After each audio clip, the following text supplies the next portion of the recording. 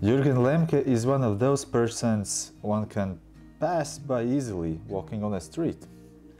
But those who would stop at first would notice Jürgen's sincerity, calmness and wisdom. And yet by starting a conversation with Jürgen, one can quite soon understand why he received a teacher's name Kenzan, which can be translated as a stable mountain, when he was appointed as a Zen sensei. Jürgen is a Zen teacher of the Glassman-LaSalle lineage and a teacher of contemplation. He is authorized to lead Zen Peacemaker street retreats and serves as a president of Contemplation School Via Integralis. For several years, he has also been involved in international peace and reconciliation projects. My name is Georgs Rubenis, and this is Spiritual Practices: How to Find the Right One. Conversations with people about our choices, about how we choose the path of our lives, and how we gradually become authentic people, and how we create the unique pattern of our lives. Hello Jürgen, good seeing you. Hello Georgs, yeah, pleasure is on my side. Yeah. So you just completed this 7-day meditation program back in Retreat Center Stacija, and you're now actually on your way home. Exactly, yeah, we've had at Stacija with many participants who were, some of them experienced meditators, practiced in contemplation. We held the first proper Chinese-Japanese style session according to the ritual of Glassman-LaSalle lineage in Latvia. So it's a very intense process of entering, sitting in deep silence, and with the intention to realize what we are, and who we are, and how we fit into this complex world. But usually when we think about Zen teachers or Zen senseis, we are not thinking, or we are not having this image of a German-speaking Swiss guy in our head. So could you tell a little bit and maybe share a little bit what's your story and what brought your attention to this Eastern tradition, Eastern practice? Yeah, at the very beginning, some 35 years ago at least, there was, I remember well, an evening I spent with a former school colleague of mine, and I was just returning from a hitchhiking trip around Europe, and I met up with him. And we were having an exchange about what cool things there are in the world to widen one's consciousness. So there was some talk about drugs, some talk about shamanism, and there was talk about Zen. So that's when I first came across the word Zen. I didn't have any clue what it meant. I knew it's some Japanese form of meditation, and that was it at that moment. Later on my travels through Australasia, in Sydney, I met a Japanese who then told me what he knew about Zen. And so that further nourished my curiosity to know more about this. Then, as many practitioners do, they first make some experiences. I've traveled through Asia, Indonesia, joined a meditation evening where the teacher there then told me, "Open yourself." So that was his message. And that was okay for just the time being. Open yourself, whatever that means. Then I ended up in a forest monastery in northern Thailand, where I had a 30-day introductory retreats into Vipassana meditation. So where I for 30 days deeply learned to meditate. And after that experience it was clear, finish now, you're just for fun traveling, go back to Switzerland and face your reality. And by doing so, I also had conversation with an aunt of mine who was a nun, and she told me, yeah, go to Niklaus Branchen. He is a Jesuit and Zen master. And hearing that, I thought, yeah, I will try that out. So I went to him first for a single day meditation, and then a first session, and I stayed with it. I became his pupil, his student, and stayed practicing with my teacher until I got transmission of Sensei 2 years ago, in November 2020. Yeah. That's interesting. You're mentioning this teacher of yours, and usually, or at least stereotypically, when we're thinking about meditation, we are thinking that this is some lone process. Yeah. Can you share a little bit? What is actually a teacher's or a sensei's role in meditation? Yeah. So a teacher, the word teacher is a bit misleading in some way, because I can, as a teacher, I only can teach that much. I can teach about technical things. I can say, it's good to sit upright, have your legs cross-legged in a certain way, or like we sit now on the chair, how to sit on that chair, how to adjust the pelvis so it supports the spine and everything, and then also how to follow the breath, perhaps count the breath, how to hold the hands. And then of course in the process, if a student tells me, I'm making this experience, so help to reflect or say, that's probably that kind of phenomena, just don't bother too much about it and continue going deeper and deeper.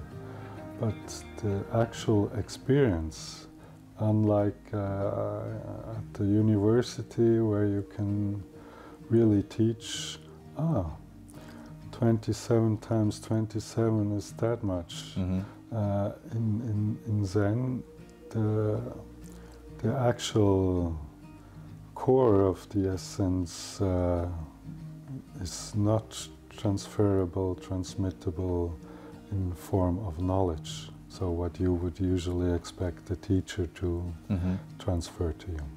Yeah.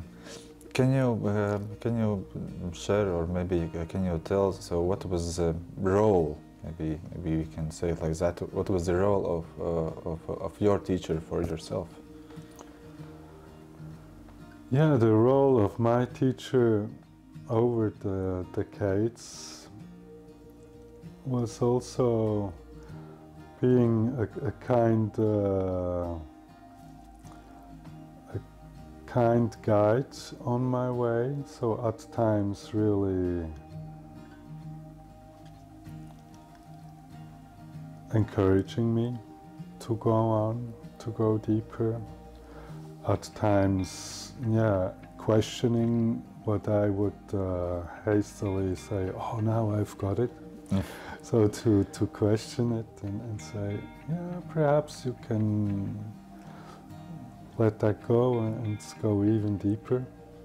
So in Zen there is always, it's a very picturesque practice in many ways. So there's a lot of pictures and images, even though we say we we meditate beyond concepts and images.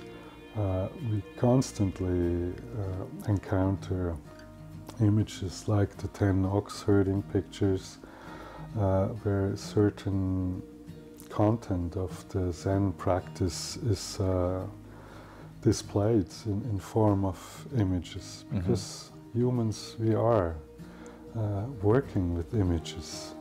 So, and in Zen too, there is the image. If you have a Zen experience that's like climbing a hill, or coming on top of a 100-foot flagpole, so which represents this unique experience of experiencing one's true nature. But then from that 100-foot flagpole, you have to do another step. And my teacher, he was a passionate, or is a passionate mountaineer, so he would always say, you only have been on the mountain when you came back down. So it's one thing to ascend to the peak, but to really have integrated it, we need to also go down step by step and end up in everyday life. Yeah, yeah. Yeah, so I'm also meditating for some years, and actually I remember that after the first couple of weeks I was quite sure what meditation is, and I was like ready to tell everybody about it and say, well, meditation is exactly this thing or exactly that thing. And after each and every year, so I understand that I actually do not understand meditation in that way, and it's being harder and harder for me to explain and tell what it is. But how it is for you, for instance, as you're actually you're leading different retreats and different programs on daily basis, and speaking about meditation and explaining what it is. So is it actually possible to give a glimpse or explain it in an easy and quick manner?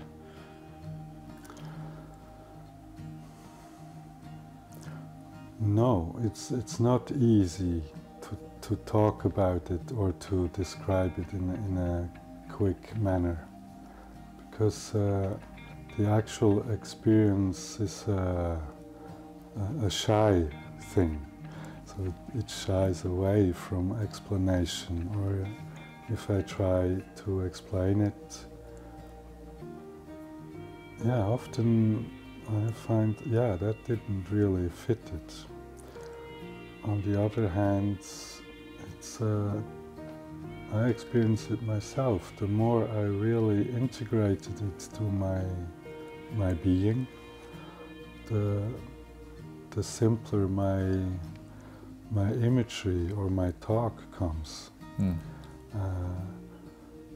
Not to the degree as you can perhaps find with a lot of the poems that are so significant for Zen, where you have lines like 100 flowers in the spring, in autumn a harvest moon, which with just a few lines, a few draws of the pencil or the brush, paint an inner image of the suchness of things. So also when I started with Zen, I had this notion of very, very romantic expectations, like, once I attain enlightenment, then I will just float in the cosmos. So, and over the years that becomes more realistic, more, it's still a mystery, and you can still yeah, feel. It's so wonderful to make that experience, but it gets sort of cleansed of all this romantic expectations and wondrous stuff. Yeah. Yeah. Well, and quite often when we are doing different spiritual practices, and when we're going those different paths, sometimes we experience those facet experiences, and yeah, as you mentioned, your teacher who told that to be on the mountains, that also means to descend it, and not only to ascend it. And but this meditation practice is it meant for achieving such a peak experiences, or well, what to do for persons who are either achieving such things, either who are expecting to achieve? Yeah, that's quite a crucial question that is century-old. I mean, you have the same contradiction also in the Christian tradition between the medieval Catholic approach, where you had to pay to get rid of your sins, and then the Reformation with Lutheran approach, where everything is just grace. So it's already there. And similarly, we find also in the Chinese Chan tradition, there's always the talk about the northern school and the southern school, or the Rinzai approach, which is one specific school within Zen, and the Soto school approach. The one says, oh, it's very important to experience sudden enlightenment by also working with koans that sort of push an individual to really go deeper and deeper and deeper, and to come to a sudden realization.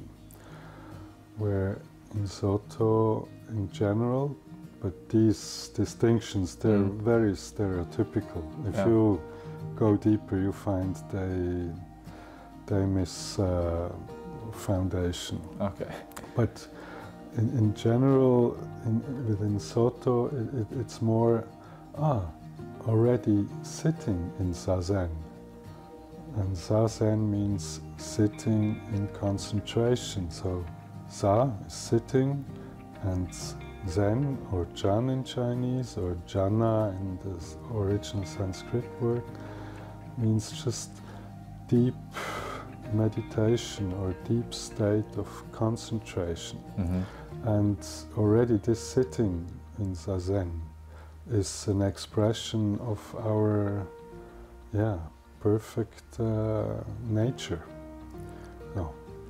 What Buddha, after having experienced enlightenment under the Bodhi tree, stated, oh, how wonderful.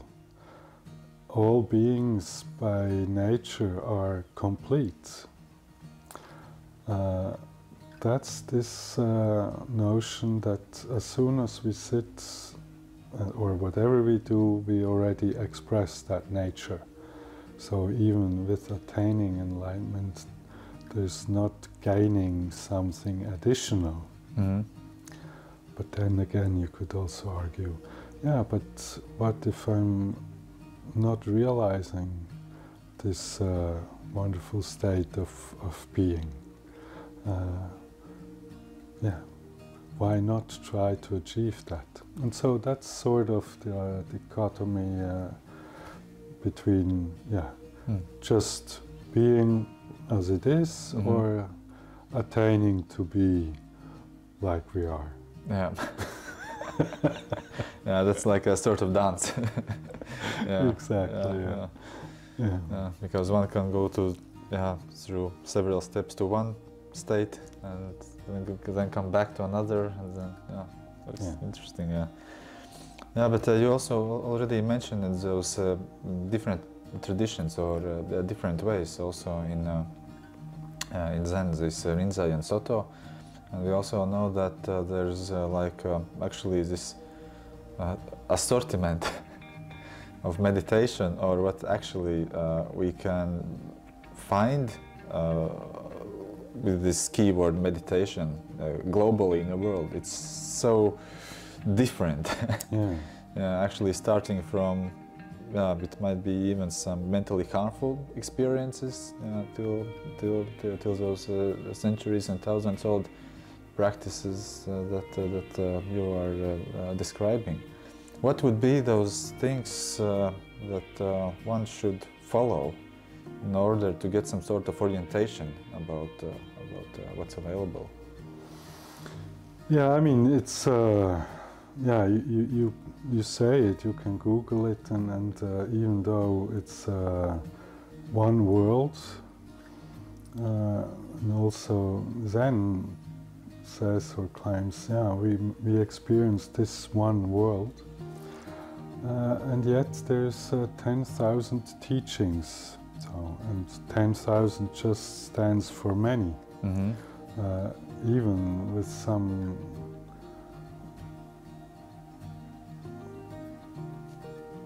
perhaps clearly defined school or development like Zen, even within Zen there's already a few distinctions, and everyone who is, and I'm not exclusion there, if I make an experience that I find true, I express it to be true. It's my truth, and if I'm really honest, then I acknowledge, it's to some degree my truth, and I reflect on how could that help others. Because a true spiritual path never is just for oneself. So Zen, that belongs to the Mahayana tradition of the wider Buddhist family,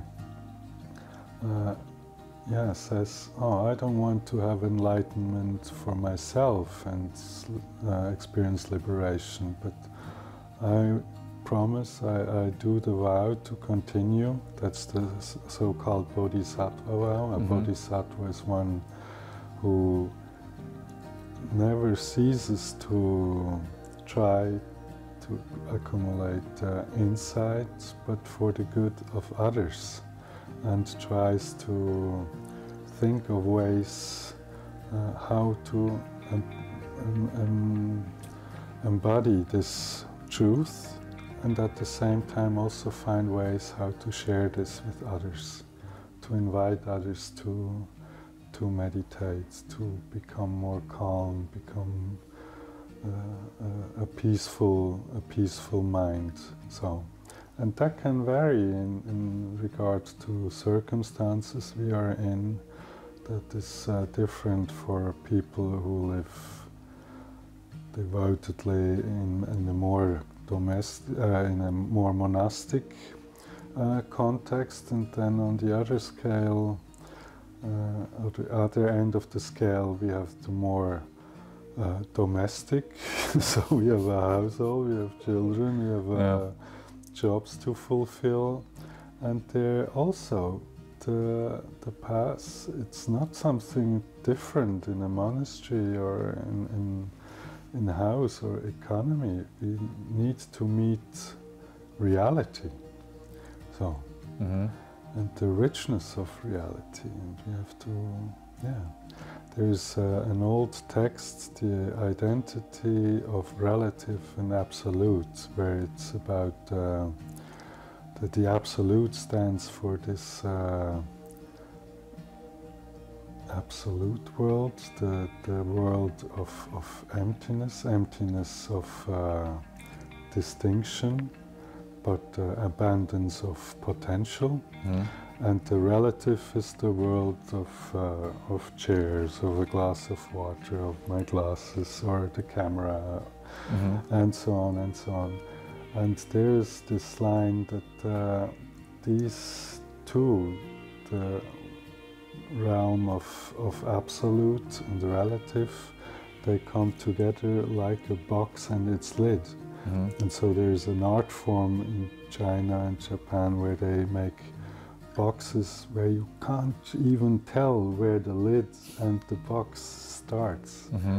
And so this coming together of these seemingly two realities, that's what we need to strive for. We often have the notion, oh, I'm separate from all the rest, whereas there is no separation. And you asking, yeah, what teaching should we follow? We should follow a teaching that helps us to realize this fact of being really in this world. Teachings who tend to make more and more distinctions and really cut us off from, yeah, here's the Garden Eden and there is the fallen world and all these kinds of teachings. To say an example, yeah, they're not very helpful in the long run. Yeah, okay. But as young people, you mentioned your early experience. Oh yeah, I was meditating. I had the notion, oh, I know it all and I want to share it. I know that very well myself. So in my earlier days, I was quite also the missionary for different things, but also, yeah, for Zen meditation. Yeah, that comes also with youth.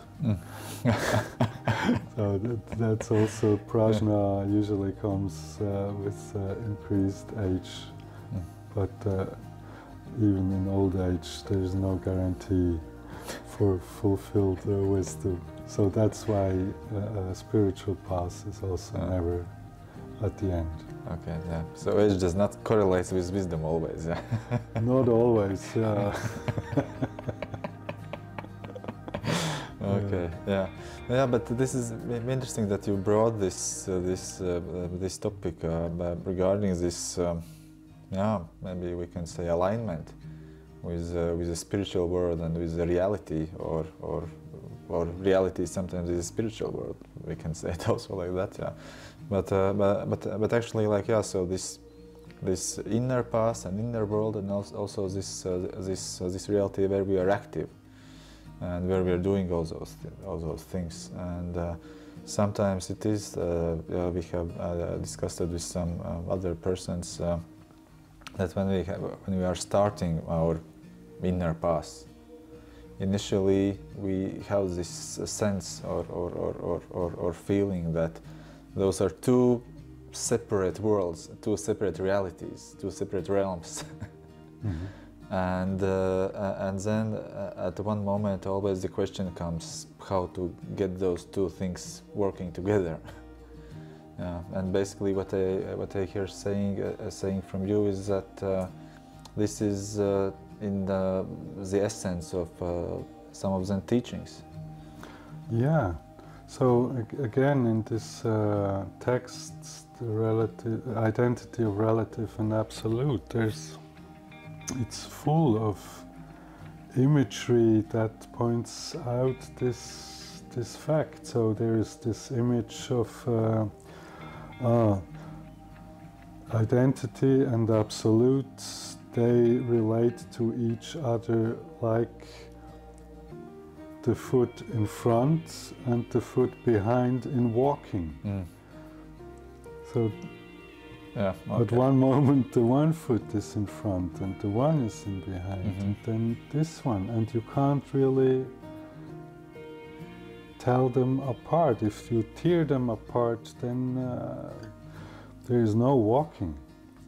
So we at the same time need to apply both realities, but on a spiritual path, and that's also something many practitioners can agree on in the early stages of meditation. For instance, when I remember back, I did most of my Zen studies at Lasshal House in Switzerland, and then we would have Sesshin or Sazenkai. So Sazenkai is a shorter 3-day retreat, and Sesshin, yeah, these longer 5 full days of meditation.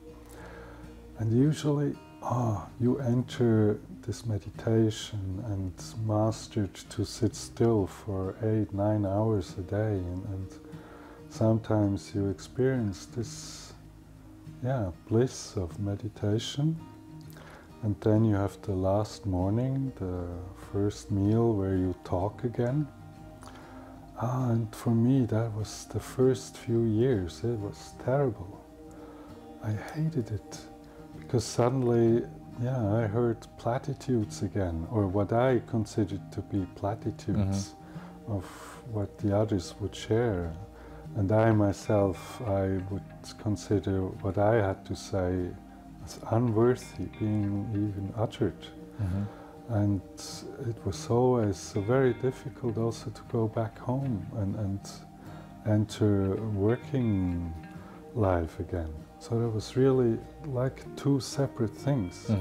And over the years, this changing, this transition became more and more easy, and now even during a retreat, if there's some voices or some task at hand, you do the task and it's done, and it's part of practicing. So not two, not separate. And that's also why it's a spiritual practice. It needs practicing, and with the practice comes the ease of doing it. Yeah, well, that sounds beautiful.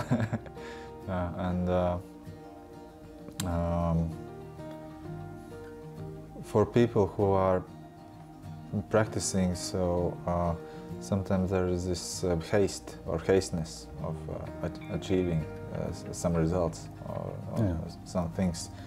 So what would be the first things that person notices when he or she starts meditating? Well, also these questions very quickly go in a direction of labeling. Yeah. So it's not by chance that this very, very old image of this tree of distinction between good and evil is mentioned very early on in the Torah, and it's also used in the Christian tradition to a great extent, even though the story itself is much older. It stands for our mind, and notion of our mind is to, it's innate. It's really part of how we function, not only to name things, which is good and necessary to make distinctions, but this labeling, this is good, this is not good. That corresponds also in Buddhism in desire and hatred. So things we consider to be good, we long for, or we think, it's fine to have them. And in the extreme, it's really desire. I must have it. And the opposite is, an ant, if she bites me, that hurts. So that's some sort of also not too bad.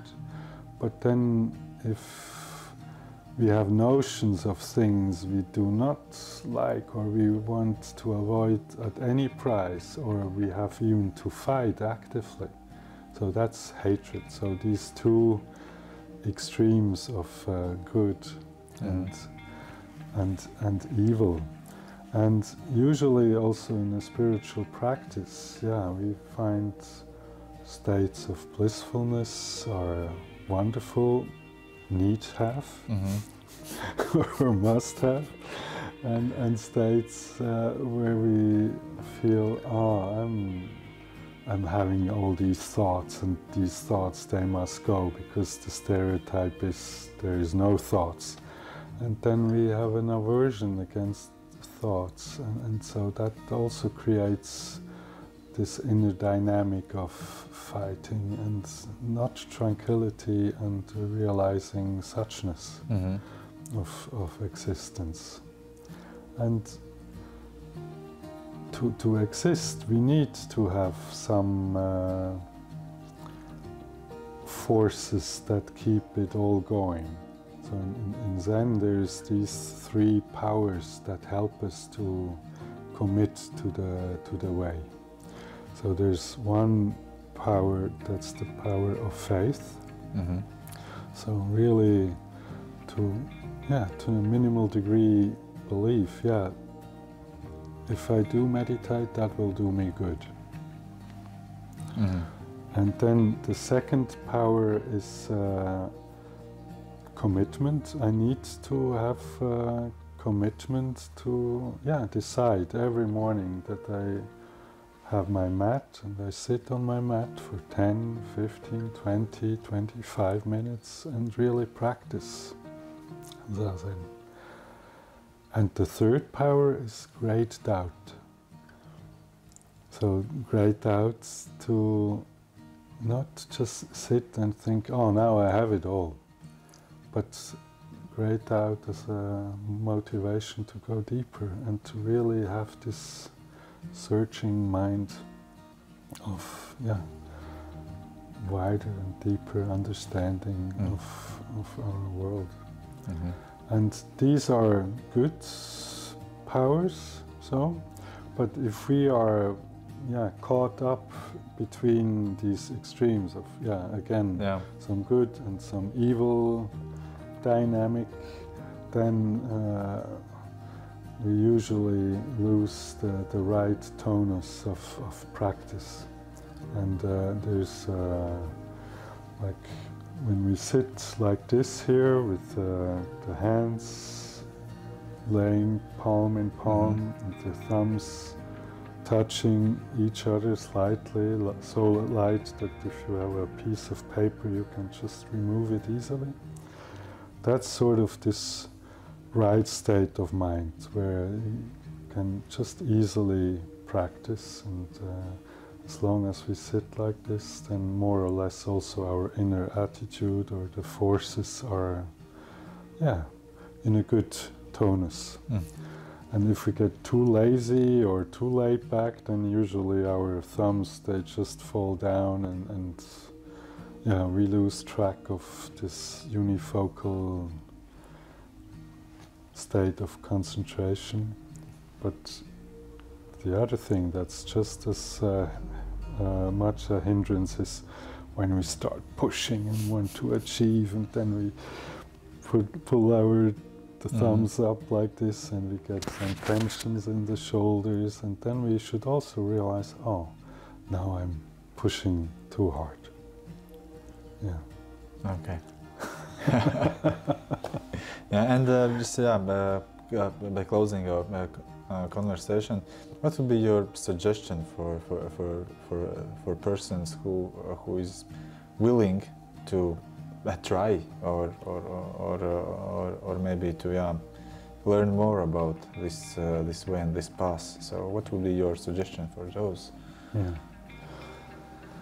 I mean, one suggestion is if they came so far in our interview, they almost listened to the end. hear about something that's called seeing the traces. Yeah, be curious. Let yourself be touched by some forms of meditation and try it yourself. So try how it is to sit for 5 minutes, for 10 minutes. Make the experience and how it really affects your being. Then of course, yeah, getting in touch with others who practice, because we humans, we are social people, so social beings. So connecting with others is also helpful. Perhaps also exchange to some degree on, yeah, do you also feel this, how good this is? That's another option. Then if you really want to apply it into your life, sooner or later, it might be helpful also to look for a teacher. Yeah, and not just reading books is fine, so, but it's one way direction, so I can read and read and read, and it depends a little on how I perceive it, so, but there is no adjustment or correction if I misunderstood certain things, and yeah, we see that often in the West. There's a lot of misunderstandings on how to meditate or what meditation is. And, yeah.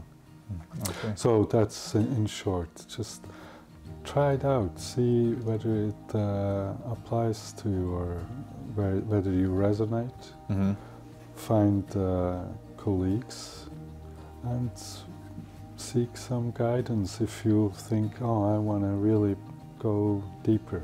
Yeah. And if somebody would like to seek your guidance, so that means that there are those two web pages, La Salle House.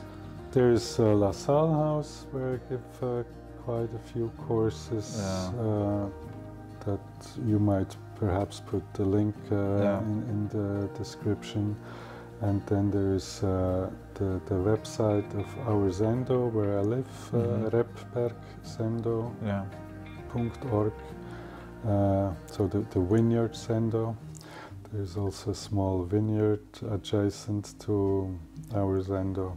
Yeah, where also the contact address and everything is displayed. Yeah. Okay. Thank you. And also there's usually on Wednesday there's meditation where one can join over Zoom. Yeah, that's also opportunity. Okay, great, good. Well, thank you very much for having this for a conversation. Yeah, thank you. I enjoyed it very much. Thank you. And so 3 things that might be helpful for us: the faith, commitment, and great doubt. Thank you very much, and let's see in some other discussions.